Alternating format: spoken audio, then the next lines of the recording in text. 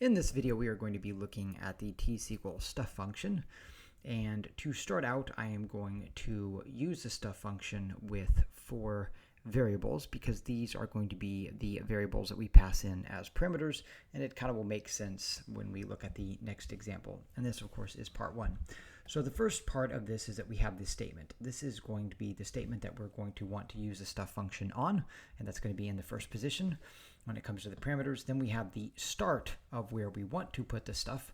And of course, in this case, it's integer. We see it's 1. That's going to be the start of wherever it is in the statement. So in this case, the statement is only 3, if we think about it, 3 characters. So we have T, H, and E, or 3 positions if you think about it. So we're going to be putting it where the capital T is. Then we have the length. That means it's going to be 1 long. So it's going to start, doesn't start at 0, it starts at 1. We'll see an example of that in a second. So it's going to replace that capital T. And then we have replace with. And this is what's going to be replacing where we put that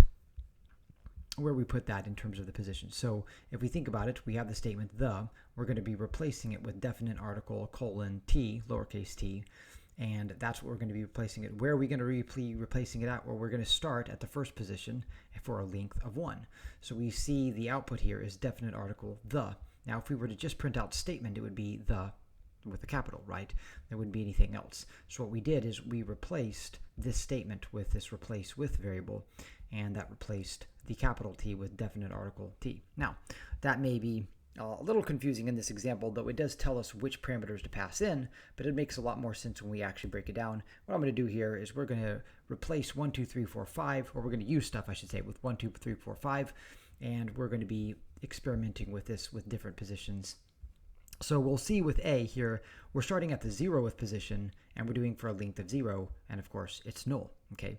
So keep that in mind. In the next stuff, we're using on, I should say B, I'm going to label these B, C, D, and E, and F, just because that makes more sense. So with B, what we're doing is we're starting at 1 for a length of 0. So what happens if we use a length of 0 when we're starting at 1? Well, we see what happens is it just basically puts B in front of everything, right? So it's not actually going to replace anything. The replace that occurs, if we go back to here, in this case, is only going to occur if there was a length specified. For instance, if I had said length 0 and I just said definite article space, then it would be definite article, then we would have capital the, right? So keep that in mind. As we see with this B here, the B is 1, 2, 3, 4, 5. So by specifying 0, in other words, when it comes down to it, we're doing a length of 0, right? What that means is that it's just going to go in front of it. So then let's look at C. So C, we're starting at 2. That's where we're starting at. And again, we're specifying a length of 0. So what's that going to look like? Well, we're going to have 1. So 1's fine because 1 is in position 1. 2 is in position 2 originally. But now C is going to be in position 2. So what happens? Well, we still see 1, 2, 3, 4, 5. It's just we see 1C, 2, 3, 4, 5, right?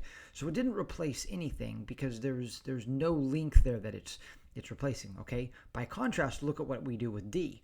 Okay, so we start at 1 and we replace 1, or we start at 1 and for a length of 1. So we're replacing that length of 1, and look what happens. It's D, 2, 3, 4, 5. There is no 1, right?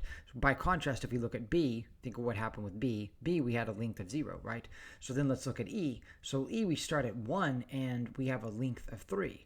So we see we have E, 4, 5. So 1, 2, and 3 got replaced, or removed if we would.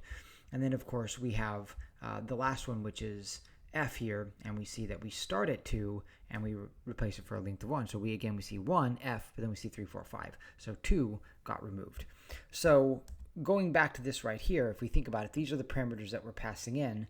This is where with stuff we can add something to it if we want. For instance, if we're saying a length of 0, we're simply adding to whatever our statement is, right? Or if we specify a length, we can also replace something, right? So that's why when I use this replace with, that makes sense when the length is greater than 0. However, if this length was 0, a better name for this variable would just be simply add, because that's what we would be doing.